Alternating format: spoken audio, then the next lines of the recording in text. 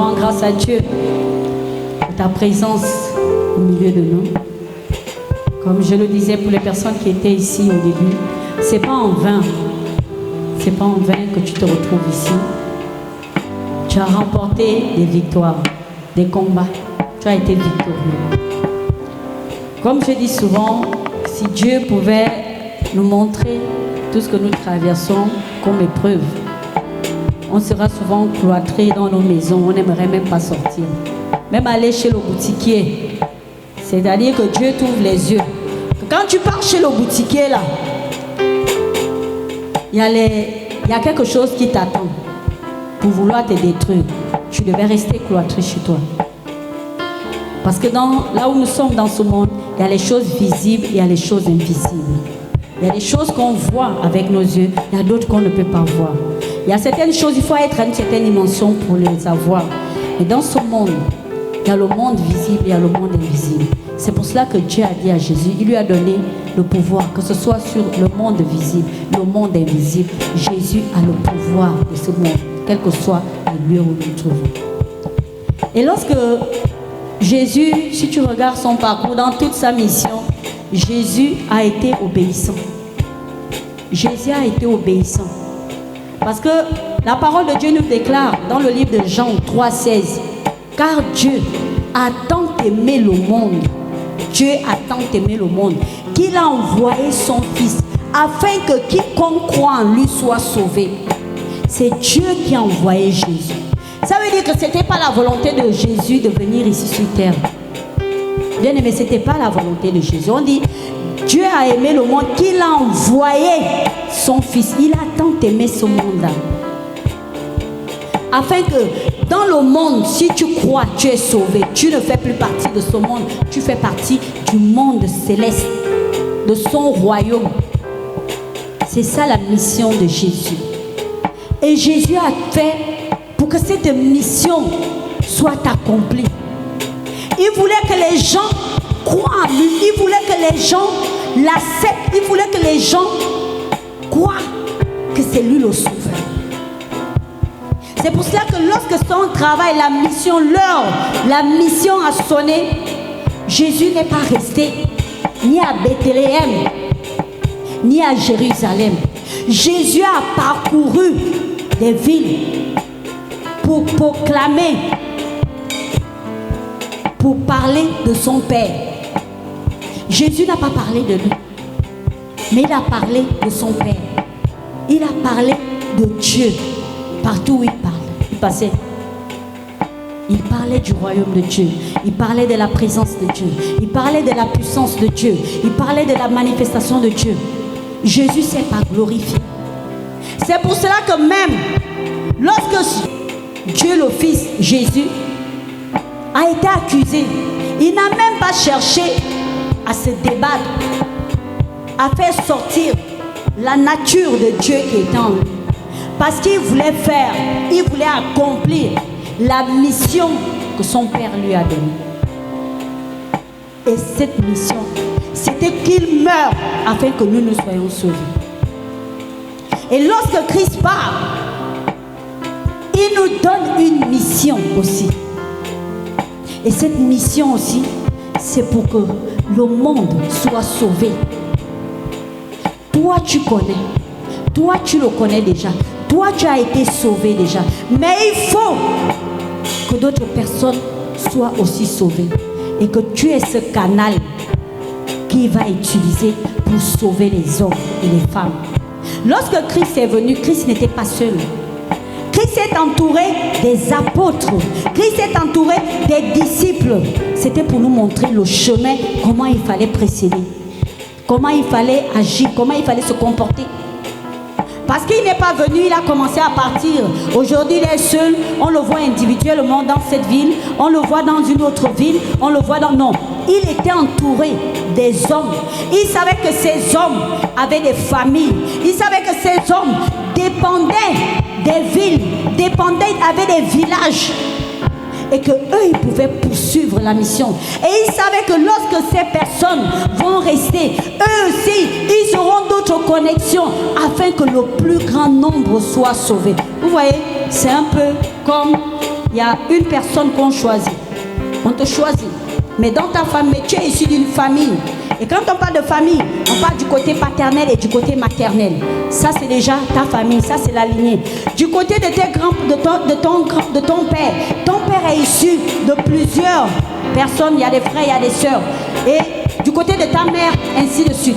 Et il y a les enfants de tes frères et sœurs qui sont là. Il y a les enfants de tes tantes, de tes oncles qui sont là. Il y a les enfants de tes grands-parents, ainsi de suite. Et c'est ça la mission que nous avions. C'est pour cela que lorsque Jésus est venu, il n'a pas marché seul. Il fallait qu'il s'entoure des disciples. Et les disciples devaient continuer l'œuvre. Les disciples devaient continuer à opérer. Les disciples devaient continuer à travailler. Et c'est ce que Dieu attend de nous. Et pour cela, il faut qu'on soit un enfant obéissant. Jésus a été obéissant pour son Père. Et nous aussi, nous devons refléter cette nature d'obéissance en nous. En fait, le fait de connaître Dieu et de te vanter, ah, moi je suis chrétienne, bien aimé, c'est vrai, tu es sauvé. Mais qu'est-ce que tu fais pour celui qui t'a aimé? Est-ce que tu es sûr que tu mérites cela? Est-ce que tu es sûr que tu mérites les biens que tu as là, la bénédiction que tu as là, l'élévation que tu as là? Est-ce que tu penses qu'il n'y a pas des gens autour de toi que Dieu pouvait localiser? Non. Dieu sait qu'il a une mission. La même manière qu'il t'a aimé, il faut que toi aussi tu vas aimer une autre personne afin de lui parler de Christ. C'est pour vous interpeller encore que notre Dieu ne change pas. Quand vous avez vu les apôtres se battre là, quand vous avez vu les apôtres se battre pour que Christ doit être connu, Christ doit être enseigné, c'est parce qu'ils ont obéi à la mission. Nous aussi, ça doit être notre partage. Bien aimé, Dieu ne peut pas permettre qu'on ait cet édifice-là. Dieu ne peut pas permettre qu'on ait cet édifice-là pour que les gens ne viennent pas. Sinon, c'est dès le début que Dieu devait faire obstacle. C'est dès le début que Dieu devait empêcher. La mission de Dieu, c'est pour que les nations accourent dans sa présence. C'est pour que les gens viennent dans sa présence. Et si nous avons le roi des rois, c'est pour ça qu'on dit que Dieu est le roi des rois. C'est-à-dire qu'il y a des rois, mais lui, il est le roi qui est au-dessus de tout. Ça veut dire que c'est lui qui gouverne, c'est lui qui a le pouvoir sur toute chose. Et c'est ce qui fait la force. Dieu ne nous a pas appelés à demeurer stable, statique. C'est-à-dire que ça ne doit pas bouger. Dieu ne nous a pas appelés à rester statiques. En tout cas, moi, j'ai connu le Seigneur, j'ai accepté Jésus. Seigneur, je te rends grâce. Dis-moi, je pars à l'église. Non. Dieu t'a appelé à enfanter des âmes pour lui. Des brebis pour lui. Et c'est cette mission. Dieu a appelé à la croissance de l'église. La croissance, il faut que ça se multiplie. Au départ, ils étaient à la chambre haute. Lorsqu'ils ont été visités, ils étaient 120. Après, ils ont commencé à se multiplier. Lorsqu'on lit dans le livre des Actes des Apôtres, je ne sais pas, je pense que le livre Actes des Apôtres 2, on voit maintenant qu'ils sont à chaque fois où ils se retrouvaient, ils étaient maintenant près de 3000. Et quand on va encore, on avance encore, oh non, ils ne sont plus à 3000, il y a déjà 5000. Après, on repart. Au fur et à mesure, le nombre s'agrandissait. Et Dieu t'a appelé à grandir. La croissance ici, la croissance ne veut pas seulement dire sur le plan matériel, mais même les âmes. Combien de personnes peuvent témoigner que moi j'ai accepté le Seigneur? C'est parce que cette personne est venue me parler de Dieu.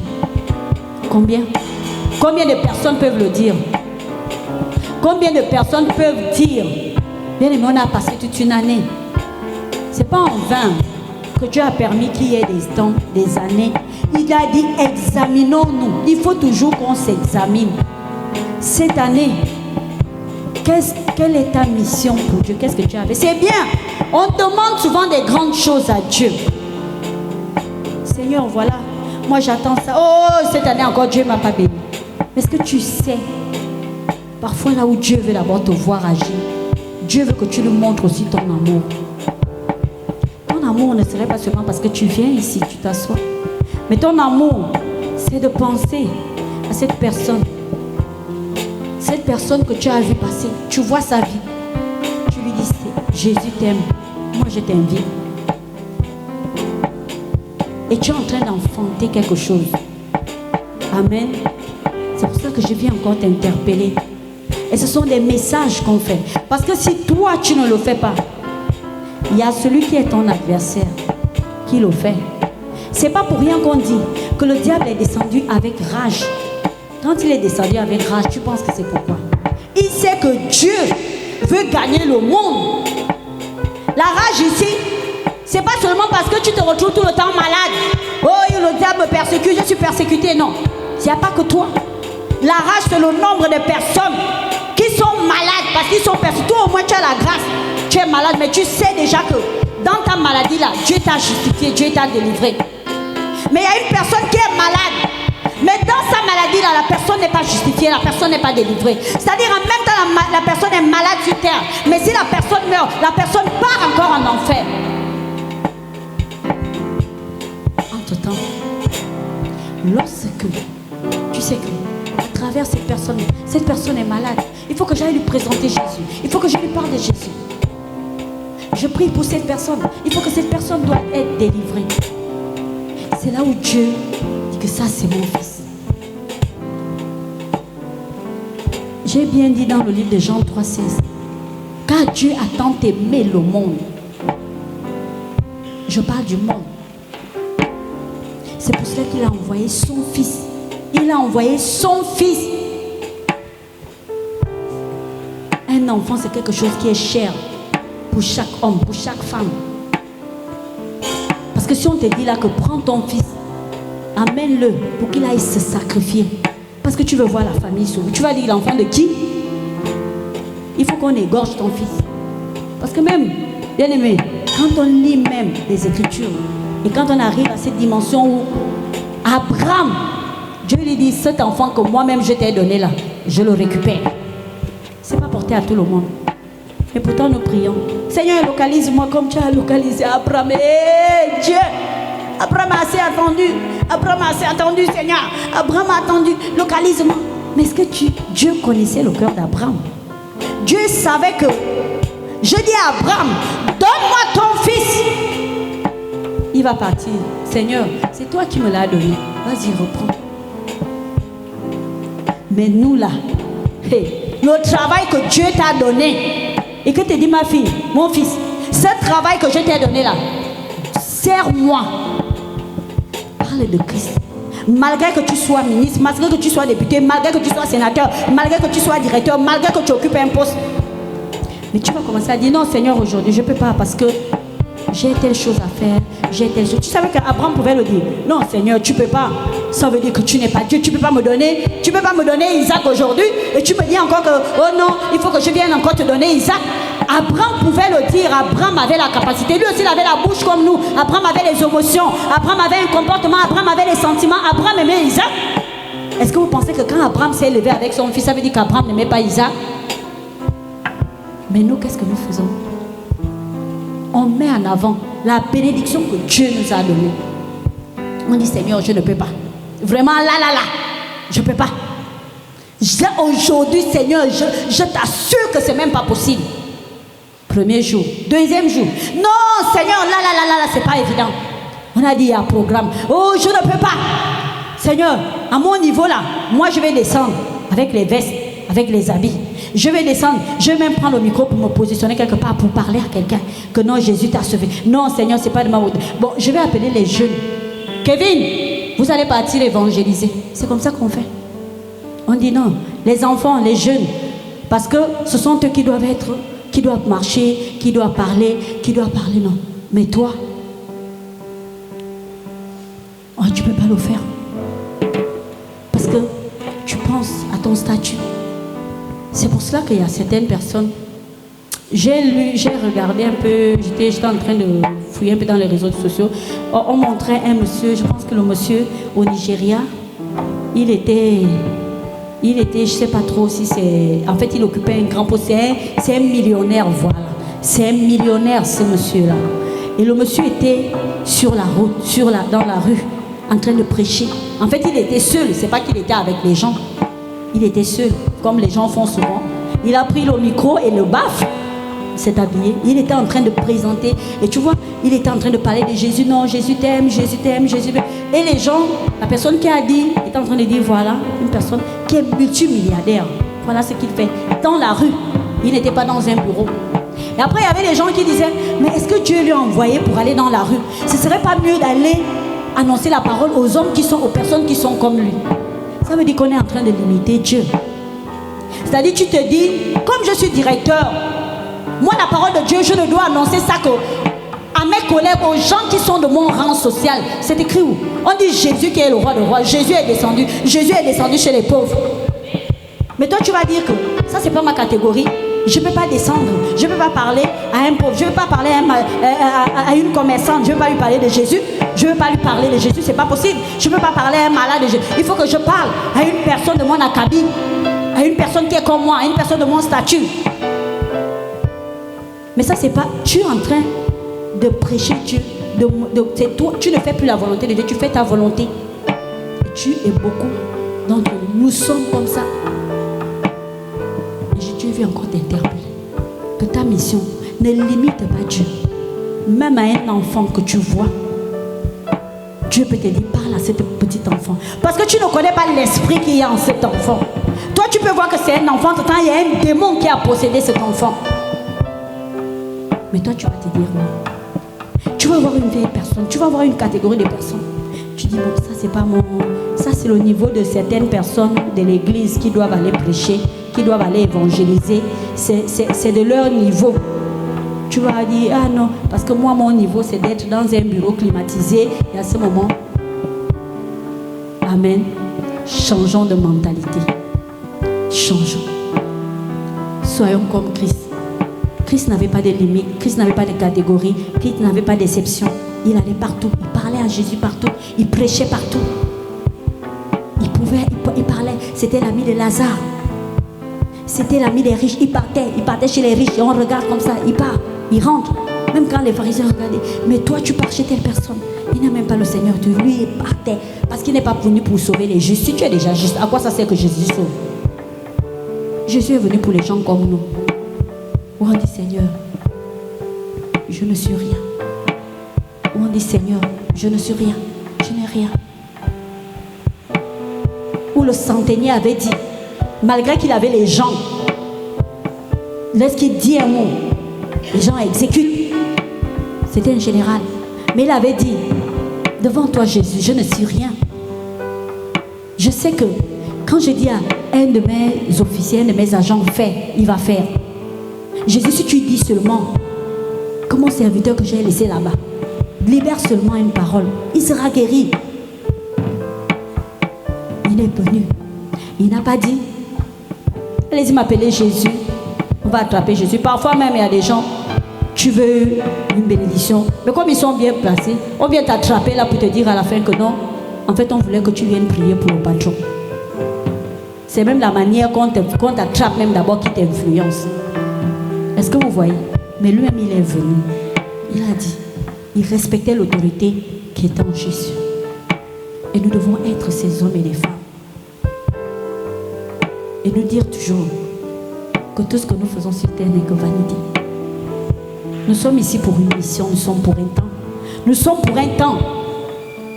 Nous sommes pour un temps ici. Mais pendant ce temps-là, nous avons une mission. C'est de gagner les âmes. C'est de gagner, continuer. On t'a offensé. Quelqu'un t'a même méprisé quand tu as parlé de Jésus. Laisse tomber. Tu parles, tu fais. Tu as libéré une semence. Mais toi, tu vas prier. On t'a méprisé, il n'y a pas de problème. Mais si tu commences à faire, ah, moi quand je suis partie là-bas, on m'a méprisé. C'est fini, c'est la dernière fois, je n'irai plus. Bien aimé, tu es en train de lutter contre qui? Contre la personne qui t'a envoyé en mission ou bien contre la personne que tu es parti évangéliser? Parce que quand tu dis c'est fini, c'est pas contre la personne que tu es parti parler la parole, mais c'est contre la personne qui t'a envoyé, c'est-à-dire contre Jésus. Et tu ne peux pas lutter contre ton Dieu. Tu ne peux pas lutter contre Jésus. Amen. Donc je prie vraiment qu'on ait ce fardeau-là. Qu'on ait ce fardeau. On veut voir la croissance. Il faut qu'il y ait la croissance. La croissance, c'est pour que, même parfois tu attends quelque chose. Mais tu ne sais pas que c'est la personne que tu vas aller évangéliser. La personne à qui tu vas parler la parole. Mais c'est cette personne qui sera un point de contact, une ouverture, une porte. Mais si toi tu résistes, tu n'attends que ce soit certaines personnes. Et après, demain, quand il y a une personne qui avait besoin de ton profil, et tu dis, ah, mais la personne est déjà dans l'église, je vais partir. La personne te dit, non. Ah non, mais moi, on m'a déjà amené. Moi, j'ai déjà... En fait, il y a une personne qui m'a amené un profil et tout. Mais toi, peut-être c'est même toi, à cause de toi, que tu as envoyé ce profil. Amen. Amen. Donc, je viens encore vous interpeller. Ne soyons pas seulement des chrétiens. Je dois être belle, je dois être beau. Je ne peux pas me salir. Le soleil ne peut pas me brûler. Je ne peux pas marcher, je ne peux pas parler de Dieu. Non. Et puis, ne soyons pas aussi des chrétiens assez paresseux où pour parler de Dieu, on prend un flyer, on balance. On prend un flyer aujourd'hui, on balance. Vous pensez que parce qu'on va balancer les flyers aux gens, ce sont des démons qui se lèvent pour empêcher que les âmes soient converties. Où on dit que Dieu a envoyé son Fils dans le monde. Et vous pensez que c'est quelque chose de facile. Jésus n'est pas venu une mission où il venait se balader, oh voilà et tout, non.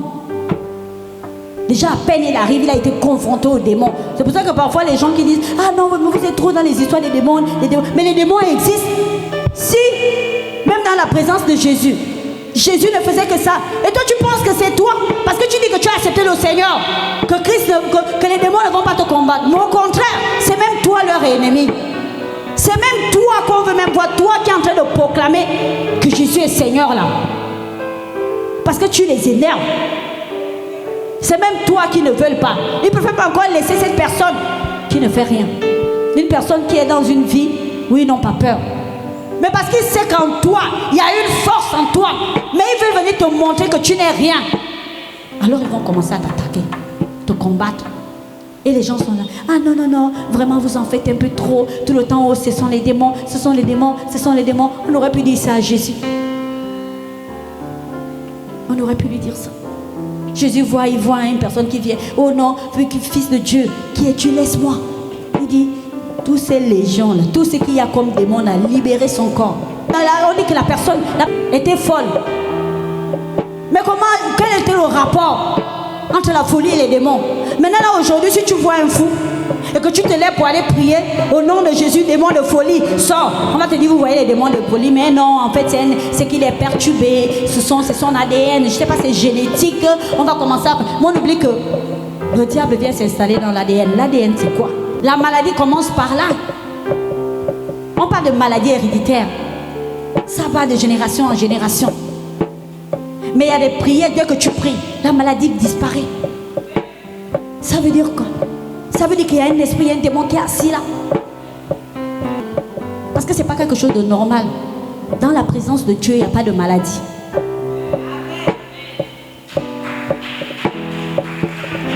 Amen. Donc ne sous-estimons pas les combats les uns et des autres. Toi tu es bien, tu dors bien la nuit. Mais tu peux voir quelqu'un ici. Tu ne peux pas savoir la personne qui est troublée chaque nuit. Tu peux voir quelqu'un partir au travail. Tu l'envies. Mais tu pouvais savoir les combats que la personne vit dans son lieu de travail. Mais toi tu l'envies, tu penses que c'est facile et tu blâmes Dieu. Amen. Est-ce qu'on peut acclamer notre Dieu? Donc, nous voulons vraiment des combattants cette année. Il faut gagner les âmes. Il faut gagner. Il faut montrer à Dieu qu'on l'aime. Il faut la croissance. Il faut la croissance. Ce que tu as là, c'est peut-être ce ministre, ce DG, ce directeur, cette personne qu'on va envoyer là, qui sera une porte ouverte, qui sera une bénédiction. Tu ne sais pas. Mais c'est à toi. Il faut prier, continue, persiste, insiste, persiste, insiste. N'abandonne pas parce que tu as fait une semaine, parce que tu as fait un mois, tu as prié pour cette personne, tu as prié, non. Peut-être c'est même pas elle qui va commencer à être touchée. Peut-être c'est sa femme, peut-être c'est son enfant, peut-être c'est son entourage, peut-être c'est une personne qui connaît, une autre personne qui connaît. C'est ça Dieu. Nous on prie, mais l'esprit agit. Mais parfois nous on veut voir que comme j'ai prié pour ma fille là, comme j'ai prié, pourquoi elle ne vient pas? Mais Dieu peut même d'abord passer par une autre personne. Et c'est cette personne qu'une autre personne, encore une autre personne, et après bizarrement, lorsque ce serait une autre personne, cette personne-là qu'elle connaît, que tout d'un coup elle accepte. Combien de fois on ne nous a pas parlé de Christ? Moi-même quand j'avais accepté le Seigneur, mon aîné, mon grand frère, quand Bethany, à chaque fois il nous parlait de oh venez, venez. C'est après combien de temps? Pourtant parfois je partais même à Bethany, parfois je partais. Après quand je pars, j'ai dit je ne viens pas. Il repart. Mais c'est après combien d'années que j'ai décidé. Et même ça, au début c'était je pars, je reviens. Je pars, je reviens. Juste à ce que Dieu, quand c'est le temps de Dieu, je pars, je reviens là, ne va pas arriver. C'est pas le temps, c'est pas un homme. C'est-à-dire, je peux venir me tenir ici, mais Dieu, quand Dieu lui-même va te maintenant te dire que là, c'est le temps. Je t'assure que tu ne vas plus faire, je pars, je reviens, je pars, je reviens, je pars, je reviens. Il y a quelque chose qui va te bloquer et que tu seras là. C'est pour cela que, mais plus tu tardes, je pars, je reviens, va freiner, va empêcher, va détruire, va déstabiliser beaucoup de choses dans ta vie. Et quand tu vas arriver au moment où tu dis je viens, je m'installe, tu auras encore vraiment, il y aura des combats que tu ne pouvais, que tu n'avais même pas si quand on t'avait parlé de ce Christ-là et que tu étais venu. Amen. Amen. Donc insistez. Nous allons passer des temps d'évangélisation.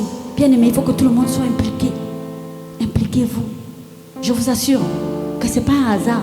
Ne te dis pas que non, c'est ça, c'est grand, c'est beau, c'est beau, c'est beau, c'est beau.